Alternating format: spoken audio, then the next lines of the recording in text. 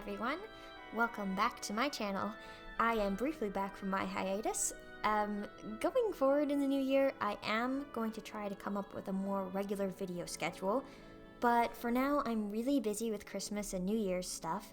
You would not believe how insane it's been at work.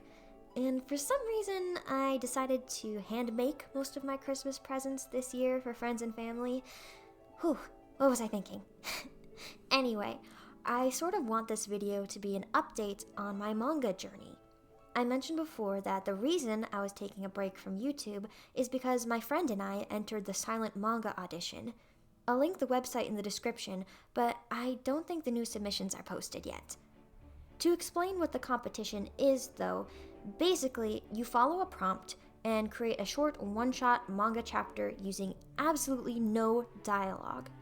It's a fun and creative challenge, and is also accessible to basically the whole world.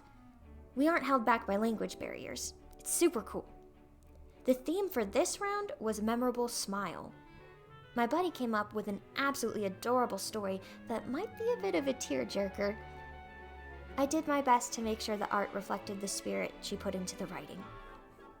The two of us feel just one step closer to achieving our artist and author dreams.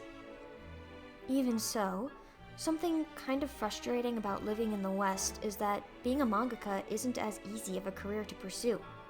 Sure, you can make webtoons or self-publish, but it's like you're on an island just waiting for people to notice you and your work. It can get discouraging.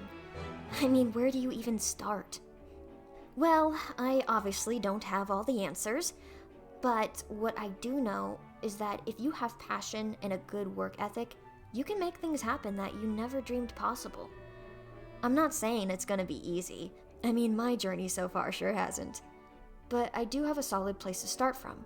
So, here's my advice. First, find your creative spark.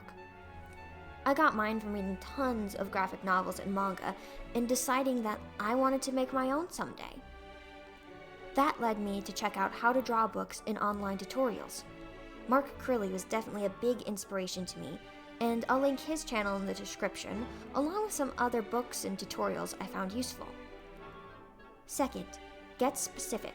What kinds of things do you want to create? Dig deep and do some research on media and the people who create them. For me, that meant checking out a bunch of different genres of manga. I'm partial to shonen, but I've also started to discover some shoujo that I love. Third, practice, but never get burnt out. Sure, sometimes you'll have to force yourself to draw something just to improve your skills, like backgrounds or still lifes, etc. That can be a drag when all you want to do is draw an epic battle scene. But it must be done sometimes. But always go back to what you love when you're in a creative slump. If I'm feeling a bit depressed about my work, I go back to where I started, copying manga pages or characters that I like.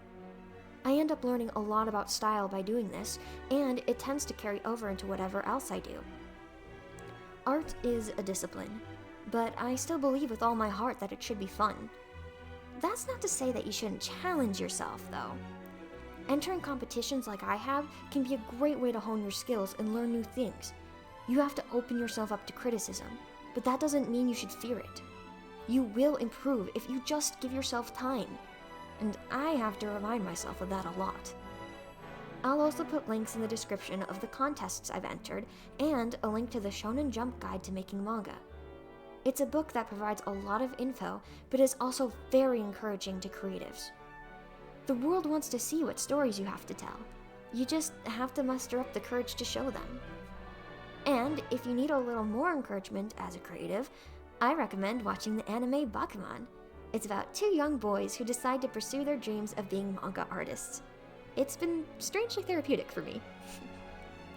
Well, that's all I have for now. Thank you for watching this.